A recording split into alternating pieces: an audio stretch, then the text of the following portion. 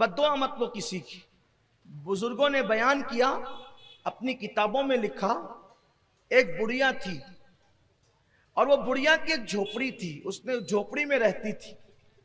आजकल हम देख रहे हैं अपने मालेगांव शहर में भी मालदार लोग गरीबों को दबाते हैं, ताकतवर लोग गरीबों को दबाते हैं, बिलखुसूस थोड़े से जिनको अल्लाह ताकत और कुव्वत देता है कमजोरों को दबाते हैं। लेकिन मैं लोगों से ये कहता हूं कि कमजोरों को दबाने में कोई कमाल नहीं है, कमजोरों को उठाना कमाल। उठाने वाले बनो, गिराने वाले मत बनो। याद रखना, गिरा के कभी सुकून नहीं मिलता, हमेशा सुकून उठा के मिलता। किसी को दुख देकर कभी सुकून नहीं मिलता, हमेशा सुख देकर सुकून मिलता है। बुढ़िया थी, उसकी छोटी सी झोपड़ी थी। एक बादशाह को ख्याल आया कि मैंने कोई महल बनाना है अपना। महल के लिए अपने नौकरों से कहा, सिपाह से कहा, मेरा महल बनाना चाहता हूं नया, जमीन देखो। जमीन देखने वहां क्या मामला था, कोई खरीदी बिक्री तो करनी नहीं थी, पूरी सल्तनत बादशाह की थी। उन्होंने एक जगह का इंतखाब किया, जगह मुंतखब हो गई, महल की संगे बुनियाद रख दी गई, महल की तामीर भी शुरू हो गई, महल बन भी गया। महल बन गया जंगल में, तो जंगल में तो मंगल ही हो गया। जब महल बन गया तो किसी चापलूस ने, क्योंकि लोग कहते हैं ना शाह से ज्यादा शाह के नौकर जो 1.5 होशियार होते हैं, तो ऐसा ही होता है। चमचे बड़ा खराबा करते हैं, चमचे इर्द गिर्द के लोग बड़ा खराबा करते हैं। अल्लाह की अमान मांगिए। पहली बात तो चमचे रखिए ही मत। मालदारों के इर्द गिर्द तो हो ही जाते हैं, मालदारों के इर्द गिर्द हो जाएंगे, ताकतवरों के इर्द गिर्द हो जाएंगे, अहले इल्म के इर्द गिर्द हो जाएंगे। जरूरत नहीं है, जरूरत नहीं है। इसलिए कि कुदरत ने हाथ दिया, हाथ का इस्तेमाल कीजिए। दुनिया से अगर चमचे खत्म हो जाए तो दुनिया से झगड़े खत्म हो। हाँ, चमचों से खाने वालों के मुंह जलते हैं, मुंह याद रखना। इसलिए कि हाथ से खाओगे ना तो हाथ बताएगा कि कितना गरम है कि नहीं गरम है, चमचा कभी नहीं बताएगा। चमचे ने तो बताना ही नहीं, कि उसका काम ही नहीं। वो तो चमचा रहता कुछ है, बताता कुछ। चमचे की तारीफ ही है। इसलिए आप घर में हो तो भी चमचे मत पालो। कुछ सास लोग ऐसी होती है जो कुछ बहुओं को चम्मच बनाकर रखती है, उनकी भी जरूरत नहीं, हंसने की बात नहीं।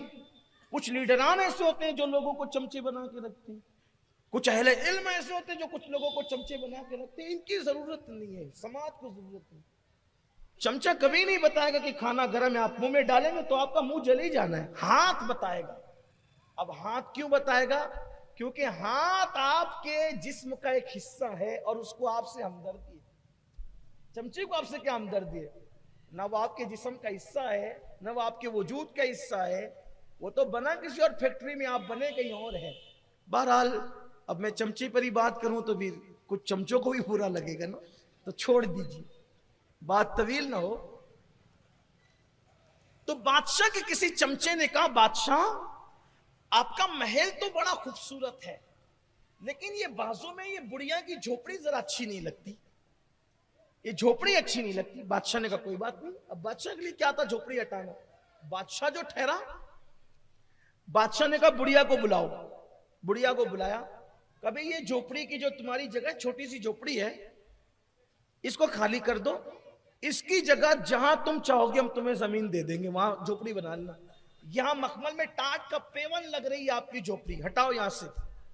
बुढ़िया ने कहा बादशाह मेरी जिंदगी के जवानी से लेकर अब तक का वक्त मैंने गुजार दिया इस झोपड़ी में, मेरा दिल लगा है, मैं बूढ़ी हो गई हूं, बहुत दिन में जी नहीं सकती, मैं बहुत दिन नहीं रहूंगी, थोड़े दिन बर्दाश्त कर लो। अब मैंने खरीदा ही जगह, मैंने किसी जगह पे कब्जा नहीं किया है, मेरा हक है इस जमीन पे, इसलिए थोड़ा बर्दाश्त कर लीजिए, मैं मर जाऊंगी फिर सब आप ही का होगा, मैं ये जगह छोड़ के नहीं जाऊंगा। बादशाह ने कहा कोई बात नहीं, चलो जाओ ठीक है।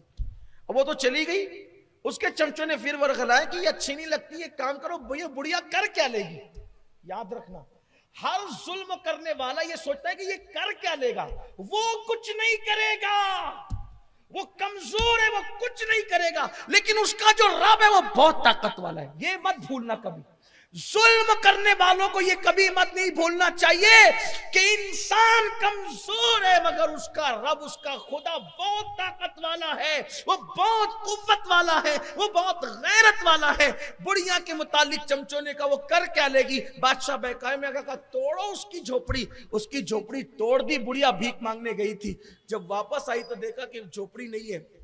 सोचा कि मैं कहीं गलत, बूढ़ी थी, गलत जगह तो नहीं आ गई, लेकिन फिर कहा कि अरे इसी के महल के साए में तो मेरी झोपड़ी थी।